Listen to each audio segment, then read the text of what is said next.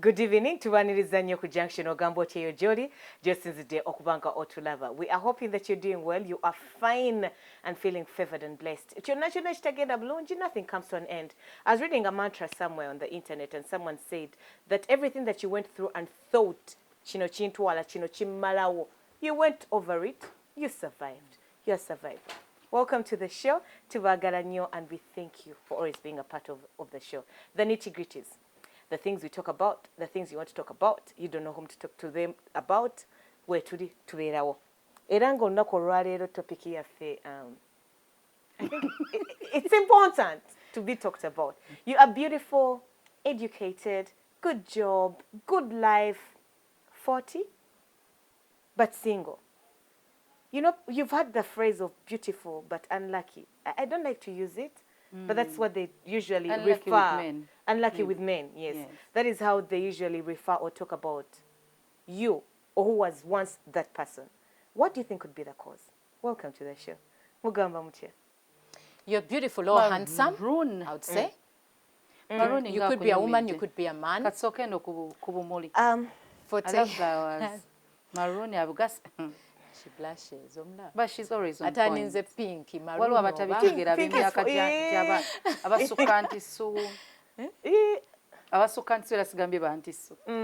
Naye you're smart. You look good. You look beautiful. Thank you so much. Omwami akoze omulimu ayongereza kitiibwa kya Mukama naye omwami ayongereza we wali oli. Yeah, maroon is a good color, burgundy, like especially the darker maroon is burgundy. They're good, so you. Yes, I don't know. Yeah, to look young and to feel vibrant. Why did you get married young, madam? Kati aba 40 so katubuze mu abafumbirwa nga muli bato. I was on a border. Church abayamba fumbirwa nga mchali bato. I was on a border sometime coming to work. I'm begging you, my bosses, not to calculate the time, but I was coming to work ngakuliko munyogo so and Chitegeza wali okere. Kakati nempulya nga pastor agamba that speak into place what you want. When we were growing up, we always have dreams. Me and my roommate Namale, my former roommate in hostel Akamwesi, I used to tell her I would want to get married at 25. I'm like, I feel like by 25 I would have lived the party, I would have enjoyed. You know, you tell people your things, and I'm like, I think at 25 I'll be ready. And I would love to thank God that I got married at 26. So by 25 we were already kuchalaring and doing well. It was already happening. You get. So confession. When you speak into your life what you want. I had him and I actually literally got goosebumps. I thought about all those things. I love to joke. I'm a happy person. Even when I'm sad, I find something that's going to make me happy. I love to be njagala nnyo happy.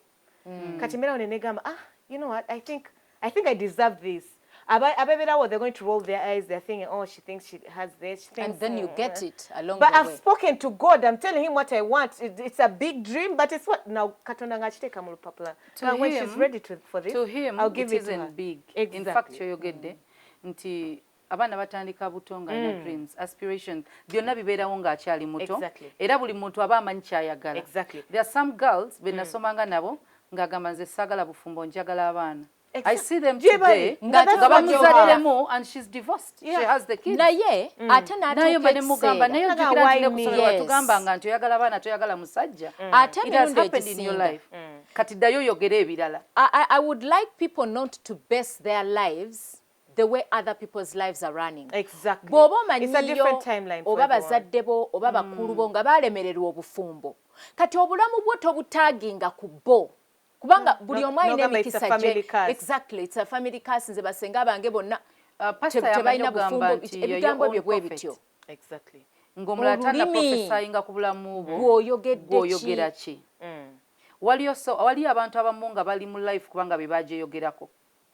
Senga asobola okwogera naye gwe bw'obeera positive tekisobola senga tekikola. So you're beautiful, talented, good career, everything, life's expectations, you've met it. But you're single. You're 40 years old or more. What could be the cause? You could even be a man.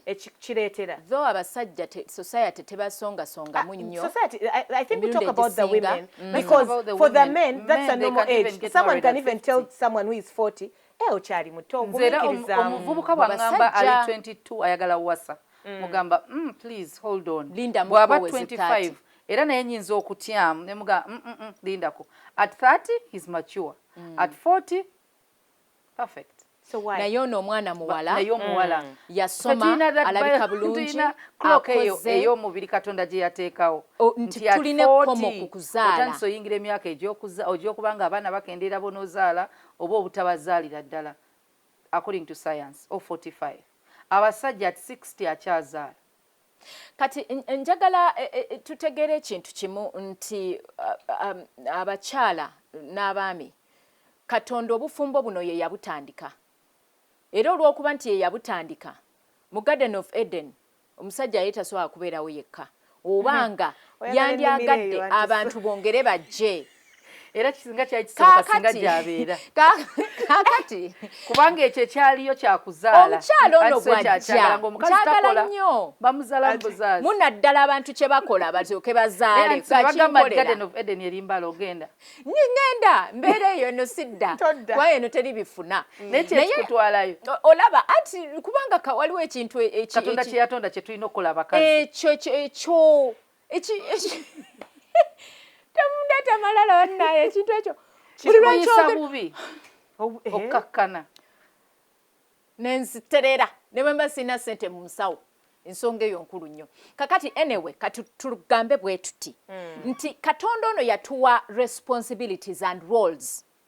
Kakati mu Garden of Eden ate bwe twasobya Katonda ate n'abaako ebibonerezo byatuteekako naye ng'ebibonerezo ebyo biri more of responsibilities not curses. Nze actually ebyo bye bagamba nti muntu yozo monojja nga kyolya kitegeeza you have been given responsibility okubeera omufunyi, okubeera omutuuyanyi, okubeera omupambanyi, okubeera omukozi. Noono omukyala nti mu bulumi munozaaliranga weewaawo yali alina okuzaala probably not mu bulumi naye obulumi obw'omukyala bw'ayitamu ng'azaala ate bwe bumuwa okwagala okungi ennyo eri abaana bazadde. Kitegeeza nti n'ebibonereze byatuweebwa mu Garden of Eden bwali buvunaanyizibwa. Kati tutegere nti abakyala ffenna Katonda yatutonda nga tulina okuzaala. Era abaami bonna Katonda yabatonda nga balina okudonatinga spaamu eyo esobola okutuzaaza. Kati emirundi egisinga kyovola nti society etandika okweraliikirira. N'abazadde wali mwesittwa bakugamba nga tofuna boyfriend. Time etuuka ne bagawo waayo oyina gw'olabyeyo toyinayo ku mikwano gy'egyo ne batandika okutuma ofune. Naye nga mu mbeera emu oba endala omwana ono oba olyawo kyakuzaala bawaka emirundi egisinga obungi either kye kimwanguyisa okugenda mu bufumbo oba obutabugendamu oba kyalabye nga kiri negative it can work on them positively. Ate ne baagala nnyo obufumbo ne bagala sigenda kubanga ono oba sigenda kubanga oli kanfuna obufumbo. So people are single at 40 with everything else perfectly because of what they see. Abawala abo it's possible nti balina ebiruubirirwa byabwe. Alina ye kyasubira mu musajja gw'ayagala. Era omusajja oyo bw'abanga tannajja first of all akulaba mukwana. Kati ayina abalina ebiruubirirwa ye byataddewo. Njagala omwami nga muwanvu nga muddugavu nga alina obunyama nga alina ssente nga alina ennyumba nga alina emmotoka. Kati oluusi ebiruubirirwa ebyo bw'aba tannabiraba mu bantu bajja si bajja abamwetoolodde tasobola kubanga at 40 waliwo omuwala asobola getting married at even 50 ng'abeera kangereze kyebando abantu baleke kubeera offended gyenva ng'abeera kyebando ng'oyagala getting married ku Italy nze sikulanko kyebando nga ndaba Italy. So you're there seated, you're not exposed. Totambula kusukawo wosomera wobeera gy'osiiba toyina na mulimu okola nti onoosangako k'abantu pavini simusanze kyebando anti sikusanze kyebando gye nakulira. So abantu abatwetoolodde ezibanga dreams zo zibasukka kyangu okusiraaniraawo n'olinda. Naye teweerabira kintu kimu nti ekyo kitegeeza waliwo abasiraanidde awo tulina okusukka ku muntu ebintu by'alina. Tuyingireko mu bwongo bw'omuntu ono n'omutima gw'omuntu ono. Katonda mukkiriza akola ebyamagero aleete. Mbawulidde byonna naye njagala nnyo omuntu asooka atunulira ekimuliraanye bw'aba ayagala ekisukka afulume society mwali. Bw'oba oyagala ekisukka awo ekikuliraanye otunuulira kyaki. So from everything that the two of you are saying, ekikuliraanye kye kikuwa. Mbalinako obuzibu ate bunene nnyo. Si buzibu. Pavin, kangezeeko edda we batukuzanga. No, don't tell me. Bakuzanga wife. Nenaku kale nseka katika nkwano twakulira. Lindako maloku. Let me take you back. No. Mutime ya I will not understand because I'm not going let me help you to relate understand to your that era. Your African traditional society cannot work with me because we have different Who generations. is an African? Let me give you a hint. Like your old age can't work on my new age. Kati njagala mbuli age yamu. Fe we twakulira twazanyanga tokotoko. Aha, kati njagala jikuwa. That is the 80s. In your times. In our times. We can borrow the Asian. Nga tuzanya mama tata obukebe n'okufumba. Yes, batukulizaamu abakazi. Naye nga tetusukka. Naye batukulizaamu abakazi nga batulaga feature yaffe. Erimu obufumbo. These days muli nnyo ku career women and baba bakuzoma n'obulenzi obuto nga muzanya nabo tokotoko. You have to be independent. Yeah, you have to be beautiful. You have to make the money. Tulaba marriage. And so are you all married? Are you all married? Mwabakulira mwebye bisera These days, this is what you're doing. Mugobye n'abaana ku mbaga ebyandibadde biba inspiring. Yes. Your kids are loved but not welcome. Abaana ne babubuuka and they get curses. You millennials, this is what you do. Kids are loved but not welcome. Yeah, they're not. So who's going to inspire who? Who is going to inspire who? Did you see anyone on my wedding? But who are you going to? You need to inspire the young kids that want your marriage. Help me tell them to keep quiet. I need you all to keep quiet and listen. Exactly. No. What are you inspiring the kids to fall in love with? Or the marriage? You're telling us to inspire the kids on weddings, yet your marriages are poor. That is where the kids learn wedding it's a ceremony, and I know what I mean. But that's where marriage starts. They need to appreciate the ceremony. You have failed to be good married people. That before you have failed to be good examples, and you're saying that if you invite them to see people wearing white gowns, it's going to be inspirational enough. Yet you as a husband, you're beating your wife. Yet you as a wife, you're cheating on your husband. And you think they're going to get married? Allow that you have failed to set good foundation for your children, and that is why they're not getting married. It has failed. You have failed, so the kids are not finding any inspiration. And then the other thing that I've been trying to say from the beginning, non-stop, is we all have different things that drive us. True. I spoke to God Nemugamba by 25. That was me. What do I gamba at 50? At 40 age. They're also speaking their own truths. You cannot force us to want what you want, because when you were raised in the 80s, they used to give you toko and to cook. That was you. As we used to play with PlayStation, we had iPods, we had everything that we wanted. That is our generation. Allow us to also want what we want. Okay. Don't think that what they told you that you wanted is what is only good. Give them PlayStation. People have a right to want to get married when they are ready. But let them attend functions Mubala say that you are not loyal. Mubala say that you are not friends. Mubala say that in marriage it's only war, bitterness, fights and betrayal. And you expect them to get married? Mutuyambe banaye mutubulire. Bazadde baffe mutusobedde. Obufumbo muganyo tulaga. So omuntu abeera at 25 and she's thinking, am I ready to be beaten by a man? That's true. Neyebuza, am I ready to be cheated on? Neyebuza, am I ready to be treated, mistreated, to be abused? I'm not ready. Let me give myself 2 more years of a degree, because for a job, it catches you'll be paid. You study to get a job, and when you get it, you'll be paid.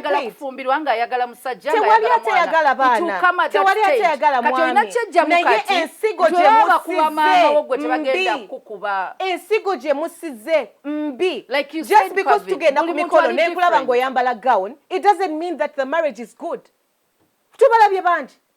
Netubasomako mawulire nogamba, oh my God, these people just got 2 weeks ago. Mbu omusajja namufuumiddwa n'akyuka. Let me study my books. Career doesn't lie, because it doesn't. The more you study, the more you work. But do you know that after a while, nature demands that not even after a while. Trust me, at 2022, you want to be hit on. You want to go for dates. You want to be given presents. You want to be loved. Oyagala bakwane kankubule teri muwala atayagala mukwana. We all enjoy being kwanad. Naye omanyi nti abasinga. It's when mumpanye ne mungamba you look beautiful. Do you know how I feel? Because you put time and effort and money to look good. No tambule kubo lyonna nga teri akugambyeko. It's nature, yes, we feel it. But the repercussions, chemutulaze ekiriwo. Chiganye. You said it Mulemeseza generation, mutulemeseza. Yes, we are different. Nayenga chituse makagali neje nakulira. Ne lwaki otunulira bakubwa bokato tunulira balala baliyo nga tebabakuba. Why am I bringing this up? Mubadde mutunyumizanga mwe baba kuza mutoko so you have better dreams and aspirations. Yes, that's true. No, yeah, baba kuliza mutoko and you have better dreams and aspirations, but you fail to set up good foundations for us. People learn by example. We learn by what we see. We appreciate what we see. Oshegera. It's okay to admire the wedding. Nomlanga tambula muga.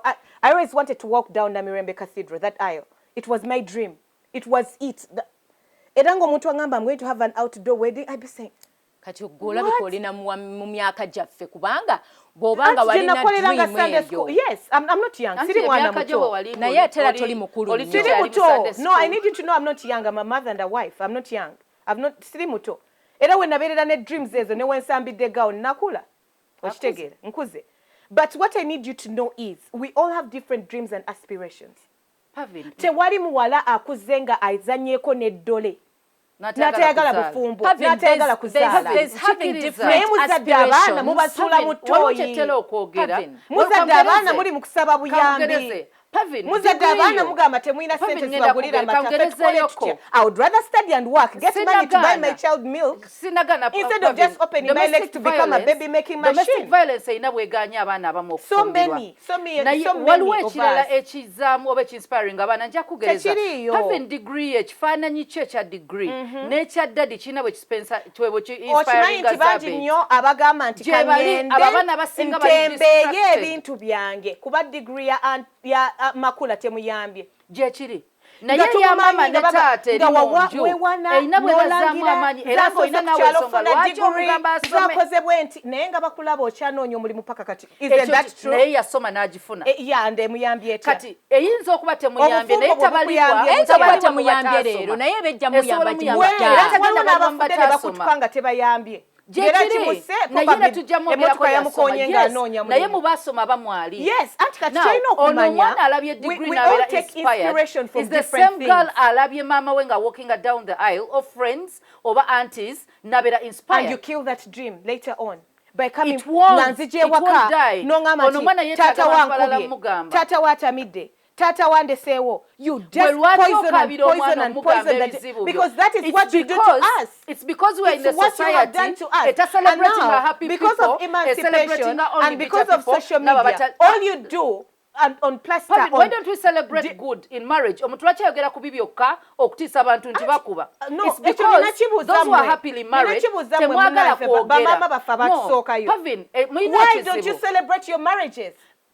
Pavin, that's my question. Why do you only celebrate your failures? It's because why do you people who are happily married are quiet. Are we quiet? Happily married, bebogera. No, now we look at we these are not babies, quiet. But abantu aba discouraging bebali noise ennyo okusinga those who are happily married. Makula, I know you know that misery loves company. I know you know because you people who are happily married are quiet. Ate we munaavayo ne mwogera tulina society etayagala bantu basanyufu. No, you don't look for this information. But no, share with the world. No, hold up. That marriage, and you know you don't. It's not about domestic violence. Mugenda ku Facebook, mugenda kunonya ku page ki eriko webasinga okuvumira. Mupostinga bishi. Omwami gundi yankoze bwati. Oyo muwo butwa, oyo mulekewo, oyo mute. No, but who posts? Mwa be posting. Mwa mutuswaza. No gamba ha. Olava Pavina akoze bwati. Bwezisanga nze bambi. Omukazi naga kangene some at least mpeze yemyaka omusajja tatuka kunzita businga sinna kyenekoledde. The thing is there's postponing something that is required. What is required by whom? Who set the rules? And yes, who set the rules? You have to get married. We all have different aspirations. But is everyone married? No. We all have different aspirations and dreams. Yes. But the thing is chiche chituleadinga to those aspirations and dreams. Kubanga waliwo okubeera nga buli omu alina aspirations ze ne dreams ze ayagala bikola mu time gyali nawo. Their own timing because we all have different timings. Nature may not fit in your dreams and aspirations. As you postpone being married or giving birth, you postponed it, but problem yaka jono sala so if I don't give birth, if I don't get married, does it mean I've failed? Let me be honest with you. There's a particular part of you that will always yearn you to want to do it because it is a fulfillment that God requires. So now you have become me, you're even feeling what I'm feeling. Let me tell you, I don't have to become you to know what you're feeling, but I know that you're feeling that because that's what is required. That's part of life. Okay, now. Nazi kuno muwala, bwe yayisanga omukono emabega, menstruation period. Nga batandika omunoonyeza omusajja emitala eri kyova olaba omukyala ono agambye yetasobola kufumbirwa kyebando gye yakulira kitegeeza okyali ku junction tukyagendera ddala maaso era nga twebuuza 40 years old, a woman, everything else is perfect in your life apart from marriage, you are single, what could be the cause? Toval.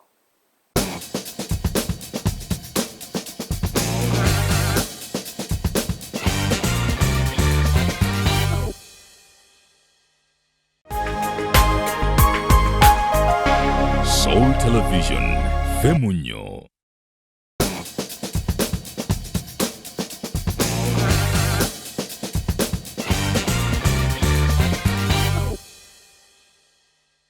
Give us your opinion on our Facebook page and let us know how you feel about our topic of discussion. I don't want to use that term that they say beautiful but unlucky. Obambo, obabishi. Omuyina ebigambo bingi byemoyogeza. Anti so gamye mbu ababwala we yasanga omukono emabega kati he wants to get us married at 13 or 9 because that's when we get our periods. Bajjajjabo emyaka 14, 15, 16 bajjajjaffe owe 18 2 era ne bafuna ebizibu bingi omuli fistula because they are giving birth when they are not of age. The body isn't ready. Fistula because then there was no newspaper to record it. There was no access to information. There was no access to information. If you are 9 years and you're getting pregnant, it's wrong because your body is not ready. Gwe myaka gy'oliko wava mu bajjajja ne bajjajja ne bajjajja ne bajjajja okusoma ebiseera ebyo nazzi kuno tekwabangawo ng'omwana bamuwa indigenous education, informal education, emuyamba to manage homes, to manage a husband, to manage children, to manage motherhood, nga bamuweera ekyo ekyetegekeddwa ekyo. Naye olw'okuba okusoma kwajja kyova olaba nti consent stage bagiteeka ku 18 years nga basuubira at least by 18 years omwana aba akuze ekimala. Even the body is ripe. Exactly. You agree with me? Biologically, the cervix can carry a child. N'ebiseera ebyo wabeerangawo culture. Era nga culture eyo bwebendifuye tesobola muholdingirayo ati kakati n'okwewala abaana okufunira embuto ku lujja bali balinanga obufumbo okubwangu kwegamba mwali babuteekateeka ate n'ebiseera ebyo n'emmere gye twalyanga no si buseegu emmere gye twalyanga yatiteekateeka babapapyanga okubafumbisa nga muleke funa mbuto ku lujja. Why were you fornicating? No, we were not fornicating. Actually, twafumbirwanga tuli mbeerera. That is what you're setting. Because they forced you there. At 9 years, of course, you are virgin. You are, of course. No, 9 years. You said okuso mukone mabega. How? At what age? It used to be around 13, 14 years. Mwalianga marriage. These days, 15 years. 8. These days, we cannot take a child for marriage at this stage. According to the laws of the land. Yes, according to the laws eziriwo. N'ebiseera ebyo there used to be cultural laws, cultural beliefs and values which used to be followed. Tulina ebintu ebituvuga byanjawulo. Kati n'ekirala ekyokubeesinga obulamu abakyala abagumba they are not complete. Just because toza day. Ekibuzo kibuza mukyama. Ombuzizza abakyala abagumba they are not complete. Okibuza mukyama agenda kugamba yes. I'll be honest with you. Katonda bw'aba yagamba mugende muzaale mwale. Nga yagamba nti omukyala alina okureproducinga. Okay? Bw'olaba nga omukyala omugumba ali miserable and worried. Kitegeeza. It affects them. I'm done with you. Not to have an opportunity to give birth. What did you expect from I'm done with you. Ate olaba ekintu kino obuzibu obuliwo singa towejjuse ng'emyaka gikuyiseeko nti tozadde tofumbiddwa tetwandibadde na buzibu. Tebali yabegira kugamba nga bazadde abaana 10 nga gabasinga wakiri na lya mufene oba n'emmira w'empeke. Abaana bamala ne babeera mu kisa. Education system. Ate yo percentage. For your children are perfect. waliwo abalina ebyana nange nyina byenkako naawe anti kakati abalina ebyana oba onenyaani gwoba tewakola ziretedde abantu okwerabira obuvunaanyizibwa. Don't come out there and sit on a certain chair and start saying that woba toyina baana you're incomplete. It's wrong. Nobody There's some said people that. who are content. There's some people who are saying, this is what I wanted in life. This was my purpose. Probably it was they a will calling. Be content only for a moment. I can't be in one place. I can't raise my children. So let me just father the other children. They will be content. The fatherless. Those will be my children. They will be content. Exactly. Adoption. So biological clock. Adoption okonako kuzala. Yeah, so we shall do that. We shall do that. Biological clock has to be respected. Stop judging us because we have no biological clock. Auntie Sue. Exactly. Njagala tusukke ku byakakati tugende ko buziba. We are just being realistic. You're causing a lot of anxiety in people. Nobody is putting any anxiety in anyone. Because I'm 50, I have no children, I'm not complete. No, your purpose in life is different from mine. Wali abantu not by choice. Kukatonda. God gives you your purpose. It's the only reason you're still breathing. In the Bible, yes, jebali antiso in the Bible. Mulimu abantu abatazala jebali mu Bible. Balina ensonga lwaki tebazaala. Now those people also have their own reasons why.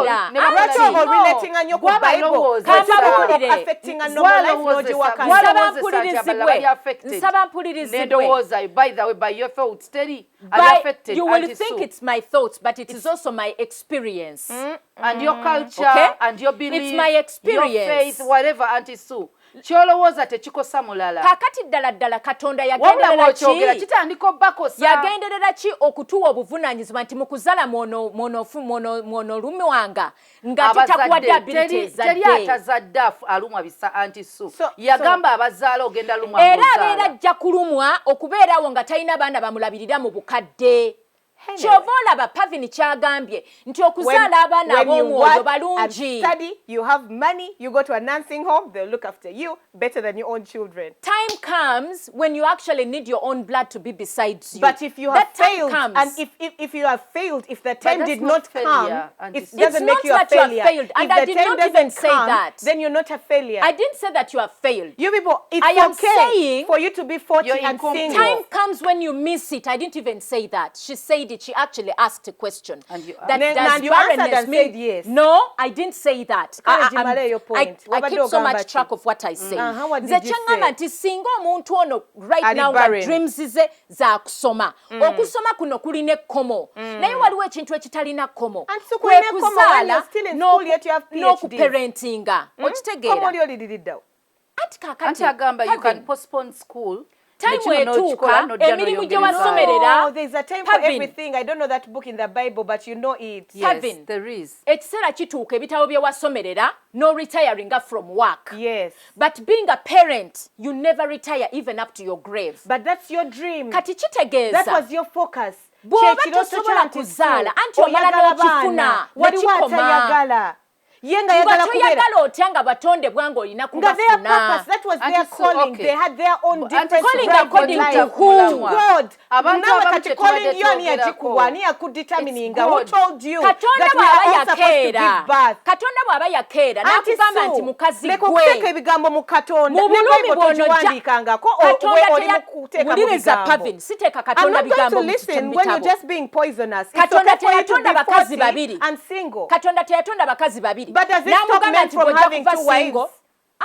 Does it stop them? He stops them. He does not want it because he created one man and one woman. Bible, do you think everyone follows it the way they should? Because they just don't follow it, but it doesn't refuse that it is the there. Bible has and they different interpretations. That's the way Chovola Abliseda Kugamba or Jikoze just to justify your own points, which that's is okay. What you think? Which is no. That's but what that's you how think? it is. That is how it is. Exactly, because I don't understand it. Because I don't understand you make noise. You don't want us to refer to the Bible. I do not want to mislead. Because I'm using what I think I understand. Everyone has a different interpretation. You use it for your own satisfaction. It may be to my own satisfaction. And I'm not saying you. I don't want you to get so personal and everything. I get it very well. Omuntu atuleyo n'agamba nti kaakati ngenda kusoma Bible egambye bweti ne bweti. N'akikozesa mu nsobi. It happens. We have seen it happening.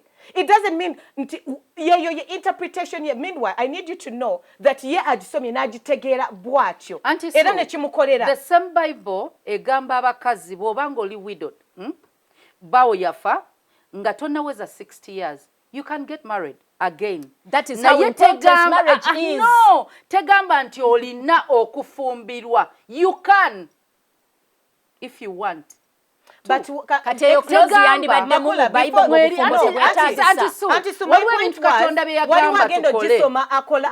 Katonda beyagamba tukole nga tabitaddeeko nti bw'otakikola togenda mu ggulu. Exactly. Bwe bufumbo. Era tiyakigambye ekyo nti atazadde njagala kulaga waliwo abantu abaliyo abagamba not to have children or not to get married nga ye kye yasalawo nga bwe wakeera ku makya n'ogamba njagala beera kino naye yakeera naga njagala beera kino era nga bw'abanga Katonda amwagala nga yamukkiriza agenda mu ggulu. Bw'aba kisazeewo nga ta regretting emyaka nga giyiseewo omuntu Katonda gwe yawa abakazi mwenna asobola okuba nga yabawa n'abaana naye etuuka na regretting nga kitegeeza it's a natural cause. Toyina musango. Tewali agaanyi nti olina omusango. Bw'otafumbirwa toyina musango. Naye kikubanjibwa kuba it's a natural thing in you. Kibanja anti su. Gwa kibanja gwe wenyini bw'okyebanja. Bw'ogeza n'okikola kubanga society ekibanja. The disappointments tetugenda okuba nazo. Abaana bagenda laba kirala mu marriage. Because toliyo nti oyagala. Oliyo kubanga society neraba etya. Katonda takakangako muntu kuwasana kufumbirwa. Bwebanga golaba you're single at 40 and that's what you want. Please go ahead. Go ahead. Omukazi n'omusajja yatugamba mugende muzaale mwale. Yali ayogera biche. Yagamba Adam bagende bajuze ensi. Era n'agamba nti omusajja tasobola kubaawo yekka yeetaaga munne. Bagamba bagende bazaale mwale anti su. Ye mwami n'omukyala ne bafumbiriganwa. Bwe mufumbiriganwa nga byonna babakebera mulyoke nga ne Katonda mulyoke muyina okuzaala musobola okuzaala. N'olufuna n'olujjamu. Ngoli ate mu abasinga Katonda teyakutuma kuzaala mwe musinga n'okukola ekikolwa ekivaamu abaana muba mukola byaki bw'okikola by nature ne batajja Katonda takunenya bw'amuleeta n'omujjamu n'omutta akunenya bw'otuukiriza papa siye gye yali ayagala muggwe anti su there are people in the Bible who never got married like Paul the apostle ogenda musooka mu ggulu the biological clock could be calling person who got married but then and the other thing is God willing because what I believe in is children are a gift from God. Yes. Even if you rush into it because society is telling you that by 22 you're ready and ripe and then you go no chikola no kola nembaga but you're not ready. Ngomwana we yamukutegekera kuja at 45. Bwebwo budde bwajja okujirako. Okitegera. I don't want people to sit down and think because like I rushed, I did the right thing, I got married young, I've been there, I've been patient, I've been waiting, the child hasn't come. Is it because I've failed? Am I a failure? Have things? No, you're not a failure. There's a timing for everything. Buli kyosabira Mukama akulinda n'obeera ready for it. N'alyoka kikuwa. Atagenda kikuwa because bali mu kumumpeeka. God save me. God save me. No. Are you ready to be a mother? He still has a purpose for you. Probably nga purpose yo. And for that marriage. Okusabira abantu. Like abali mukuyita mu mbeera gy'oli mukuyitamu n'akulaba nga onywerereddemu n'alyoka akikuwa n'akuwa ekirabo kyo eky'omwana. I don't want people to be out there n'olowooza mbu because this is what is supposed to be done. Yes, the laws of the land should be followed. But this is your body. This is your life. So, Bible, we go back to the Bible. Just single together. The same Bible, Memuli Elizabeth, who got married before Mary, eyazaala omwana eyali alina okuleeta Jesus, John the Baptist. Yamuzaala mukadde. Sarah, we refer to her. Hannah. Naye abaana bonna bagenderere Katonda yamuleeta mu time ye. Hannah we yazaalira mu time ye ya purpose. Samuel was supposed to be a prophet of that generation. Nga alina muzaala mu egyo emyaka. Yes. Elizabeth yazaala John nga purpose yakujja mu that time nga Yesu agenda kujja. Meaning ensi yonna era naye bali bamuvuma omukazi baawe musumba omukazi tazaala. Kaakati omukyala ayagala okubanga onyirira ng'ofaanana Avian toothpaste. Tosobola kubanga otunuulira omukyala n'ogamba njagala mukyala nga smiling nga Pavin. Oshtegera. You can improve her dental formula. Chitufu. Mugulire ka avieni, mugambe senyesa ako, ofuna ka rice grain. Katono bwe kati no kasaka senya omukyala ajja kusenyeza ddala, ajja kufaanana bulungi. Dani okusanga ngo stalking up pavin. N'otandika okugamba nti nze njagala pavin, njagala ngandi mukyala mufumbo. Pavin kyataddemu mannyo ge kugakuuma nga galinga amasanga. Ndinako tomanyi pavin mukyala ki? Mufo kyo kugumira owuwo n'omuddabiriza. Bomanye empisa era omwagaliddeyo mannyo ge gakutwala kati. Imagine. Ebibu n'ebijja omusaayi wakati mu kiisi kaboole n'omulala. Kirungi nnyo okwewala ekintu kye bayita dentist. Get yourself avian toothpaste. Ejja kubange kuyamba.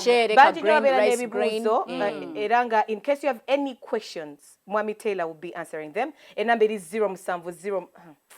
0707 not musanvu 25 25 36 36 23 23 or oba 0778 not musanvu 8 35 35 89 89 56. 56. Call that number for any questions, anything you want omanyi to kye know. bayogedde ku bantu abakwataga amasimu bannyonnyola bulungi bakwagazisa product oli ayinza okuba nga abadde ayagala VN yekka ate n'aguliramu n'ebirala byonna. So we want to thank them for the good customer care. They're really good. Yeah, they're amazing. And in case you nebibuuzo webuuza ka VN kanyamba katya, how will my teeth get improved? Bajja bidda mu byonna byonna ate n'akapapula kwennyini kwebiri byonna. I've taken time to actually read. Tetusobola kusoma. So bwebuuze bajja kubuulira. So abakyala, yes, I'm single and I am 40. And I need you, Auntie Sue, to know that no, I'm not regretting. Okay, not yet. You probably have a thing, you think that, oh, when I get to 60 or 70, of course the thought comes in because it's nature's call. It's like when you get of age, adolescence, you start getting attracted to boys because it's nature's call. But it doesn't mean that every attraction I get, I'm going to work on it. No. The urge will come there. Your ovaries will shake when you see a cute baby and you're like, oh. But it doesn't mean that I want to die because I have no child yet. Or I should go straight away and sleep with any man. Or I should kidnap them. And get... Yes. Or I should sleep with any man because you've heard them saying I would rather get a sperm donor, or I would rather just or get a deformed baby. Who he is just because he's tall and handsome or gamanti. No. Do not run your life. Don't run your life the way you see other people running theirs. Or on people's expectations. It's just because everyone is telling you, oh, at 40, or Olindashi, or no sala, no. My good friend. Mukama yeka yagana. Nze nenteesa nti kasitaba omuntu oyo wa 40 years plus. They are happy. Tonnaba kufuna ng'era oli happy. Era nga mu bwongo bwo osuubira nti tekiri kuba mudda. Nga stress eyo teri kuba, regret eyo teri kuba. After so many years nga n'okukigezaako tokyakisobola. Nze sikiinaako buzibu kuba buli omu running obulamu bwe nga bwakola ki? Yeah, we have to run our lives the way we want. Ekirala, waliwo okubeera nga omuntu oyo yafunako obuzibu mu buto. Ayinza okubeera nga bamumolestinga ng'ekintu kino akityanga yakikyawa ate nga yalemererwa okuwona nga despite najja n'asanga society erimu ba antisu erowooza nti bw'otafumbirwa toba complete bw'otazaala toba complete ne mumutocharinga. Actually, that's what brings up the regret. Nagamba kale singa nazala wabandindese. The woman was zaala abaana ab'omwoyo. Adoption is there. Abana babaganda bo bakondowerera. It's not even forced. You don't have to. You don't have to. You can live and die single. It's okay. It's okay. Bwoba weralikira ebintu ero jabireka n'oboba ozadde obireka. There are ugly things. You can give it to anyone. It doesn't mean that it will help them. You can donate. Kakati nze kyendowooza ku kino nti abantu be is the most important resource. Kitegeeza omuntu bw'atyo nga ne bw'oba toadoptinze or anything, at least oyina emikwano oba family esobola okujja at your rescue, because at a certain time you may have a time where you need to lean on someone. Those services are paid for these days. They may be paid for, but there's a difference between something you've paid for and something that comes naturally. You know, I read somewhere when this comedian died, the one who did Mrs. Doubtfire, he was a very big guy. Yali mulungi mu comedy. Ne bagamba nti there's a saying where he says, the people who are surrounded with the most people and they're in charge of making them happy are usually the loneliest people. You could be a man who fathered over 20 children and still lonely. And a man who doesn't have any child, very happy. Let's not judge based on what we think could be the perfect situation for someone. Happiness comes from within. Marriage. Until you're happy, you will not make anyone happy. Or no one will make you happy. Waliwo mchala gwe twasanga naine vuchi. So we're going to buy food atunda matoke. Kati ninga vuchi wano tugulawo nyonyonyo tuje tumutwalire kasukali. So we took a kilo of sugar.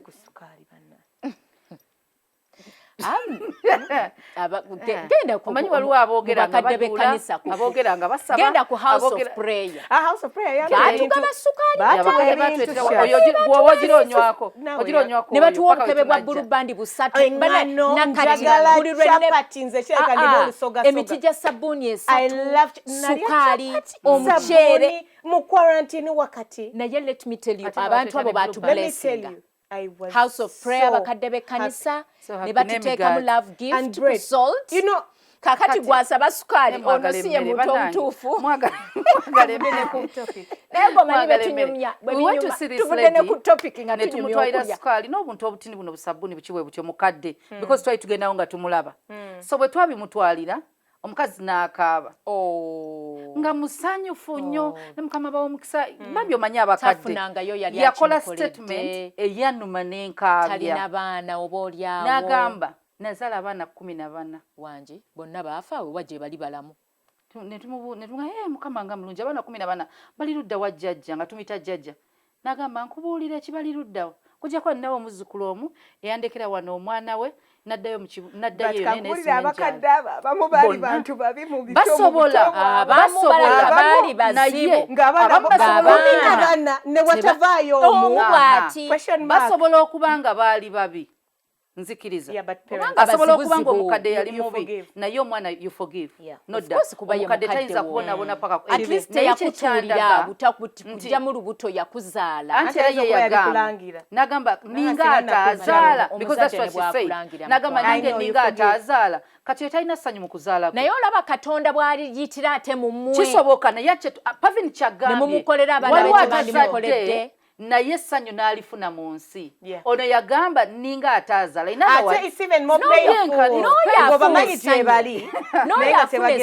afuna essanyu alina okuba nga yalisiga kati nze waliwo abakyala beŋŋamba oyinza okuba you are 40 nga tonnafumbirwa nga katonda alina byakutaasizza nga gwabadde agenda okuwa before 40 essaawa zino ogwa yandibadde ayogerera oby obufumbo nga at 45 ogenda mufuna eseza omuto yafumbirwa wano ngali ku myaka 5 n'anyumira gawuni okyali ku junction tukyagendera ddala maaso tuwebuuza. Take it to our Facebook page and let us know if you're beautiful, single at 40, everything else is superb, but the marriage and the children, part of life, are you a failure or not? Is it okay or should something be done about it? Toval.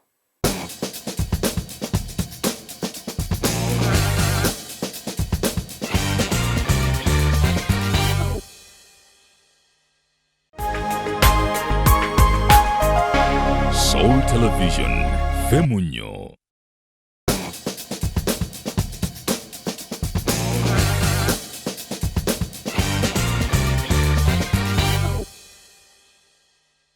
Tukyagendera ddala maaso era nga tukwebaza okubeera ku Junction. Do not forget about our Facebook page, our YouTube channel as well. The people who are 40, ladies in particular. Gali malala. Nga emyaka gye tagibala nti gikula agibala just party. Next year I have a party, birthday party next year. Ninga tamanyi. Nga malala ge sifumbira musajja mumpi oba mwanvu. If I don't want a short man, I'm not going to marry him. It's okay. Look at this baby. Is it that only short men approach you? Oba mulimu n'abawanvu nga baavu. Then omuwanvu ajja mbadde ngenda kugamba. Sagala abasajja abampita baagala n'abawanvu abajja baliko obukwakulizo alina okuba nga talina lubuto wa six pack ng'avuga benzi kweronda si kirungi kweronda kiyitiridde mukwano gwange weetuuka n'ofana gagenda na muntu abasajja abakyala abenzi nga teweetegese beba abenzi teweeronda nga wayagala mukyala wa kabina ne bagamba teweeronda si kirungi anti nze ndowooza nti tubeere ekyo ky'osaba nawe okiraba kisoboka kyova labawo weŋŋambira oba kyosaba kyagala gwe tusukke ku bintu ebirabwako nakyo kiyinza okuba nga bwe kisanga because kyosaba kyagala waliwo gwe magnet eziteesikangana. I want a hot guy If you're not a metal baŋŋamba makula bw'oba oyagala omusajja eyakola ebyo byonna No. byonna you need to be a visionary Set woman your waliwo standards. ebintu ebimu omuntu Naye tagenda ng'osobola twala okumeekinga ddofe. ayinza No, okuba omusajja no, that nga can be mukakaalukanyi changed. ng'obwongo bwe bulamu Those are ng'afaayo important. I'm hoping those things are on your ng'osobola list. omuteekamu If you're akasente But if you're it's 25, just is workable. workable. Anti Sue, if you're 25 Appear- ng'oli kye muwala kiri nga kye wava ŋŋambye. n'ewammwe No. sukka ku physical appearance no Anti Sue, bwe mba saagala musajja muwanvu simwagala Kakati, oyagala mugulire nkere ku mate engatto mutunuulire nnyimpi. obugere buyitamu mu kitanda n'omutwe guyitamu Pavini. mukyawe Mugulire engatto.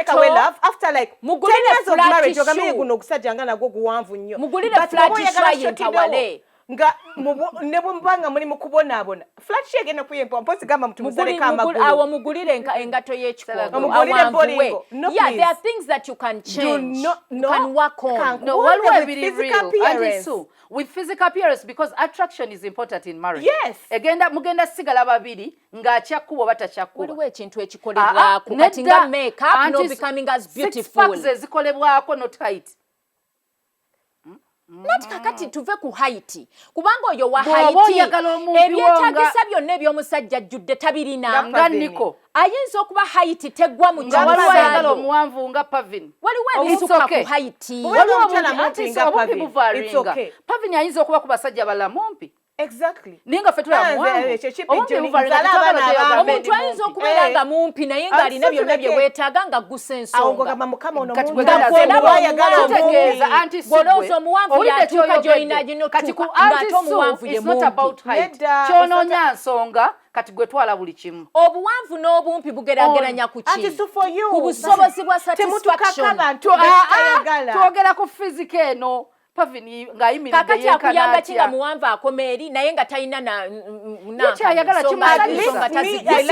My children will be told my American height, what when Kyayagala. leave awo us. gambira tusukke Waliwo by'osetting Anti ebitali waliwo realistic. olaba, ojja kutuuka ng'eno tebakumatiza olw'okuba wanoonya height era onoonya Let me tell you, akumatiza once you're attracted to the person, it doesn't matter the size, and you It teach matters. them how to make you happy. Attraction Those kikyoyagala things are teachable. Actually, those are things you can teach. There are things we can work on. Sure. Ebyo by'omusajja okugamba nti naawe weeyeruseemu ofaanane makula ani oba omusajja nkako okubeera n'ekiwato kyo ngenda kijjawa I remove my ribs.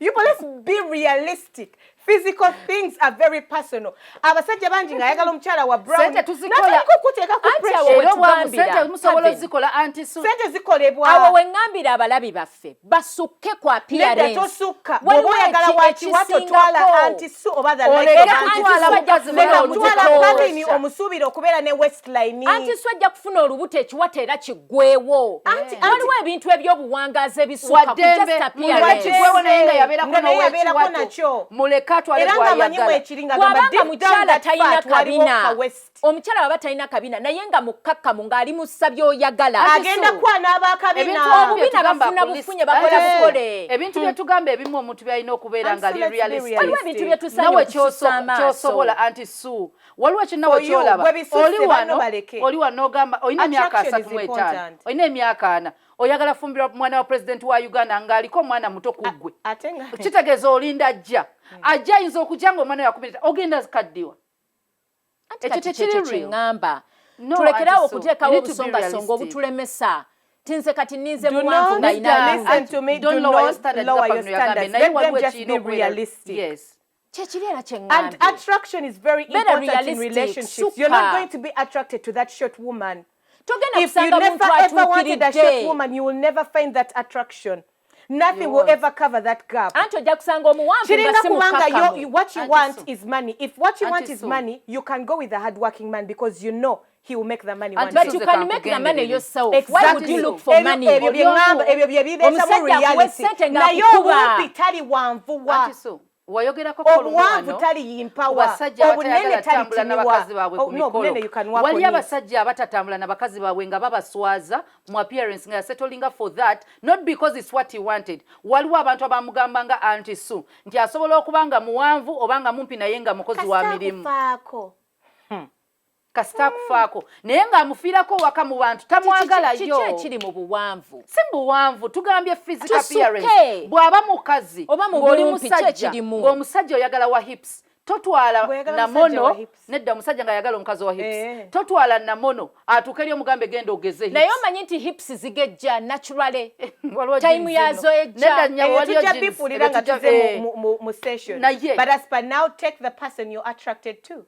Anti kati attraction eyo okimanyi ti attraction eyo evaawo ng'omuntu oyo gw'otutte talina mpisa. Anti byonna tubitunulire. Attraction list ebeeramu God fearing ebeeramu empisa, but even height, if it's short you want take short, if it's tall one togenda kusanga byonna 10 nga abirina. Era waliwo byo compromising to compromising physical appearance because it will never improve. Anti so kakuzayo no njagala kuzayo. Anti so oyagala yogera nnyo focusing nyoke bintu byoyogerako mu marriage nti abantu balina okubanga basobola okuba sexually satisfying each other. Toyinza denying no sex for long. Anti so ebintu ebimu ebiretedde abasajja okutaba na libido oba bakazi is the attraction. Physical attraction. Weyatuukira okujja gy'oli olina okuba ng'olina by'ebyamugamba waliye yamukaka marriage. Physical attraction is important. But anyway, those are some of the things you're telling me. Yensonga lwaki tuteekako ka makeup. Okay, now for the women, those are the things we are telling you. But if you're 40 and single, work on yourself. You're going to find the person will find you. Jebali, but be realistic. Do not despair. Be realistic. Look for that person. Make yourself available. Yes, the career is important, but also you need a companion. It doesn't have to be for children. The theoretical question about biological clock is ticking, but for companion. You don't want to die alone. You need a friend. Get different reasons as to why you want to do this. Me, I know someone personally who is 40, but her fear is the whole sexual practice. Yeah. Or you know, abusing or something like that. Nga ina bad experience. So, yes, Jebali. No mutulu nga she's fine, she's doing everything well. Nina gama I fear that. Abali single at 40. Tujamule. Wali abawala abali single at 40. Nga sako zaabwe. Abantu kangeze kale abantu abamuli okumpi abandi muwasiza. Bonna yebaka nabo. Yeah. Anti kati agendeko ebunaayira kyekiri kye wagambe ve ekyebando ogendeko emengo bonna abasajja webaka nabo tosuubira waliwo agenda okukuwasa. Anti kati era siri ku basolti bokka. That waliwo abantu abasobola okuleetaako zaabwe ziri awo. But ne bamala babakuba embaga temutukooya. Be you. Naye anti kaakati era mu abo mulina okuba mulimu omusajja eyasukka ku mubiri gwo nga takumanyi. Waliwo n'akumanyi naye ng'agamba what she did to me it is okay. I am taking her. Olaba bana abantu abalaba etolodde be banyumya. Wali omusajja nga ali principled. Tayagala kutuuka ku mbaga nga buli ali mu kidaala akumanyi. Then you don't love me. Ye society je tuogerako. You don't have a past. Let me tell you. You don't. So you are a virgin. Not a past, not every day. Mr. Man. Pavin. You are a virgin. Wadde njagala nnyo sigenda sanga right now nina Zabeti. Era buli antunuulira amanya the act that caused the child. Anti kankubuulire. Ekyo kirala. It's human. You messed up.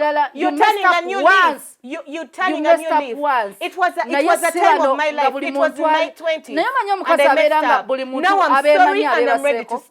Osanga omukazi ng'ab'emikwano bonna yeebase nabo oyo omukazi. I messed up naye n'omuzimu gugenze. Bagukutula. Now I'm ready. Yupo mutulekeko. Amazima eggaali eziba zikozeeko zibeera ngumu. N'eggaali ebatekozeeko ebeera nnungi. Awo showe njiggalidde. Obadde ku Junction. Tubagala nnyo. We thank you and appreciate you so much. Take it to our Facebook page and give us what your opinion is. Until next time, Kumunyu Tovao. Bye-bye.